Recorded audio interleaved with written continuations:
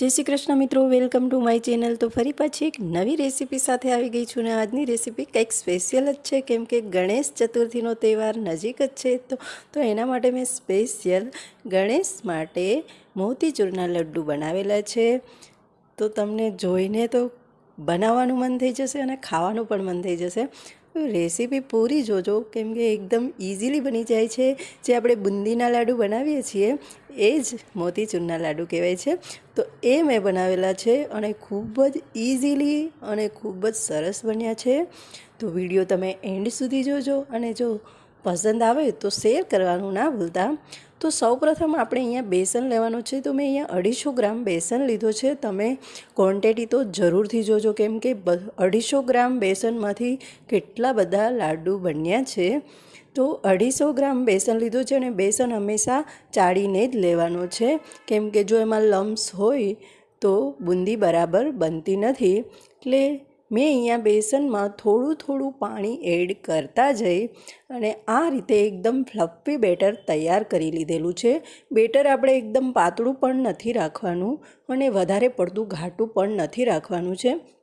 અને એક વાતનું ખાસ ધ્યાન રાખવાનું છે કે બેટરને આપણે એકદમ ફીણવાનું વધારે છે, એકદમ આમ કેવું હળવું બની જાય ત્યાં સુધી આપણે ફેટવાનું છે ને એનો કલર ચેન્જ થાય ત્યાં સુધી આપણે એને ફેટીશું। અને પછી આ રીતે પાણીમાં નાખી અને ચેક કરી લેવાનું છે। તો હજી બરાબર આપણું બેટર તૈયાર નથી થયું, કેમ કે ફેલાઈ જાય છે। જો ફેલાઈ જતું હોય તો બુંદી બરાબર નહીં બને। તો હવે આપણે એક કઢાઈમાં ઘી લઈશું।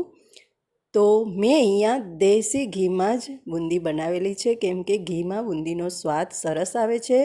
જો તમને પસંદ ના હોય તો તમે તેલનો પણ ઉપયોગ કરી શકો છો, પણ ઘીમાં ખૂબ જ સરસ ટેસ્ટી બને છે। તો ઘી ગરમ થાય ત્યાં સુધીમાં આપણે ફરી બેટરને ફીણી લઈશું। ત્યારબાદ બુંદીને સોફ્ટ બનાવવા માટે મેં અહીંયા સાજીના ફૂલ જે આપણે ભજીયામાં એડ કરતા હોઈએ છીએ 1 ચપટી જેટલા એડ કરેલા છે, જેથી બુંદી એકદમ સોફ્ટ બનશે। કેમ કે આપણે લાડુ બનાવવાના છે એટલે બુંદી સોફ્ટ હોય તો જ લાડુ સરસ બને છે। અને ફરી પાછું મેં ચેક કરી લીધું છે, બેટર જરા પણ પાણીમાં ફેલાતું નથી, એકદમ પરફેક્ટ બની ગયું છે। તો હવે આપણે બુંદી પાડવા માટે ઝારાનો ઉપયોગ કરવાનો છે। તમે ઝારો ના હોય તો ખમણી અને નાનો ઝારો આ રીતનો કોઈ પણ વસ્તુનો ઉપયોગ કરી શકો છો। અને ત્યારબાદ બુંદી પાડતી વખતે આપણે ઝારો સાફ કરવો ખૂબ જ જરૂરી છે। એકવાર પડી જાય એટલે ઝારો સાફ કરીને જ બીજી વાર આપણે બુંદી પાડવાની છે। એટલે મેં અહીંયા પેપરનો ઉપયોગ કરેલો છે, તમે કાપડનો પણ ઉપયોગ કરી શકો છો। ત્યારબાદ સાથે આપણે ચાસણી પણ તૈયાર કરી લઈશું ઘી ગરમ થાય ત્યાં સુધીમાં। એટલે કે તૈયાર નથી કરવાની, સ્લો ગેસ ઉપર એને બનવા દઈશું અને સાથે આપણે બુંદી પણ બનાવીશું। તો ખાંડ ડૂબે એટલું પાણી લેવાનું છે। મેં અહીંયા 250 ગ્રામ લોટમાં 200 ગ્રામ જેટલી ખાંડ લીધેલી છે। તો ચાસણી એની રીતે બને છે। તો હવે આપણે બુંદી પાડી દઈશું। ઘી પણ આપણું એકદમ રેડી થઈ ગયું છે। ઘી ફાસ્ટ ગરમ નથી કરવાનું, જે રીતે ફટાફટ બુંદી ઉપર આવી જાય એ રીતનું જ આપણે ઘી ગરમ કરવાનું છે। તો ઝારામાં આપણે એક ચમચાની મદદથી બેટરને આ રીતે નાખતા જવાનું છે અને ત્યારબાદ આપણે એમાં હાથ કે ચમચો કાંઈ પણ ફેરવવાનું નથી, એની રીતે જ બુંદી પડશે। અને પછી આપણે ઝારો લઈ લેવાનો છે, કેમ કે તમે હાથ અડાડશો તો બુંદી પૂંછડીવાળી પડશે। એટલે આ રીતે બની જાય એટલે આપણે ઝારો લઈ લેવાનો છે। કઢાઈ ભરાઈ જાય એટલે વધારે નથી પડવા દેવાની। તો તમે જોઈ શકો છો કે એકદમ મોતી જેવી ખૂબ જ સરસ બુંદી પડી છે। આપણે એમાં હાથ કે કંઈ ફેરવ્યું નથી। જો તમે હાથ ફેરવશો તો જરા પણ સારી નહીં બને, એકદમ પૂંછડીવાળી બનશે। ને બુંદીને ચડતા પણ જરાય વાર નથી લાગતી, 1 અથવા તો અડધી મિનિટમાં જે ચડી જાય છે। ત્યારબાદ આપણે બીજી વાર બુંદી પાડવા માટે ઝારાને સાફ કરી લેવાનો છે આ રીતે, એના બધા કાણા ખુલ્લા થઈ જાય એ રીતે, અથવા તો તમે ધોઈ પણ શકો છો અને કાપડ અથવા તો પેપરની મદદથી આ રીતે સાફ કરી લેવાનું છે। બાકી બીજી વાર તમે બુંદી પાડશો તો બરાબર નહીં પડે જો તમે સાફ નહીં કરો તો। બુંદી પાડવામાં કોઈ ખાસ અઘરું નથી, પણ તમારે ખાસ કરીને એનું બેટર એકદમ પરફેક્ટ બનાવવાનું છે। વધારે પડતું પાતળું નહીં અને વધારે પડતું ઘાટું નહીં, એ રીતે આપણે બેટર બનાવવાનું છે। તો આપણી બુંદી બધી રેડી થઈ ગઈ છે. તમે જોઈ શકો છો કે ખૂબ જ સરસ બની છે.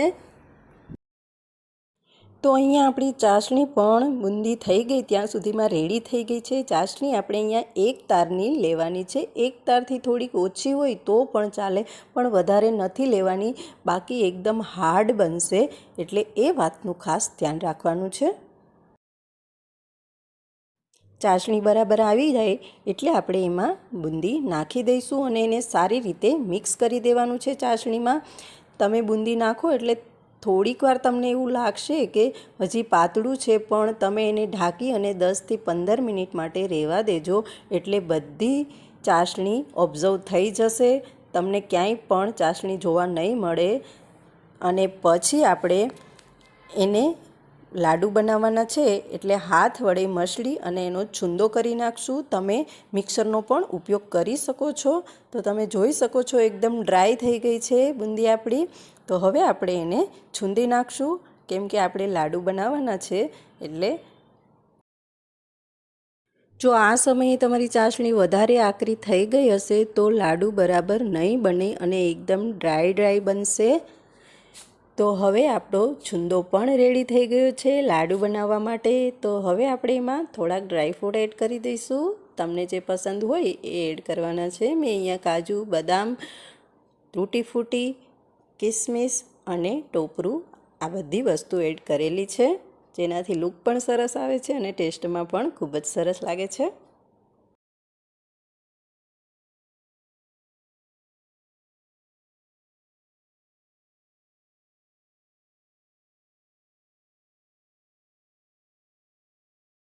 હવે આપણે અહીંયા થોડુંક એવું 2 ચમચા જેટલું ઘી ઉમેરીશું.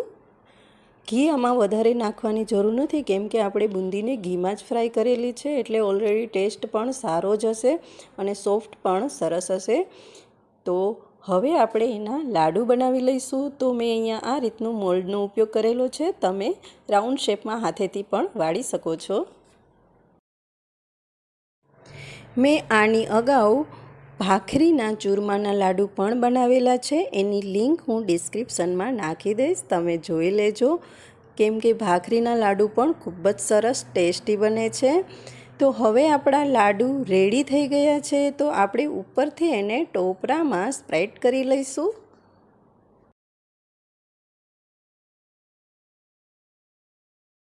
તો મિત્રો, તમને કેવી લાગી આ મોતીચૂરના લાડુની રેસીપી મને કોમેન્ટમાં જરૂરથી જણાવજો. અને જો વિડીયો પસંદ આવ્યો હોય તો લાઈક એન્ડ શેર કરવાનું ના ભૂલતા. અને જો ચેનલમાં નવા હોય તો પ્લીઝ સબસ્ક્રાઈબ જરૂરથી કરી દેજો અને બેલ આઇકન ઉપર ક્લિક કરી દેવું, જેથી કરીને મારા બધા જ વિડીયોની નોટિફિકેશન સૌથી પહેલાં તમને મળી રહે. તો હવે પછી મળીશું નેક્સ્ટ વિડીયોમાં. ત્યાં સુધી આવજો.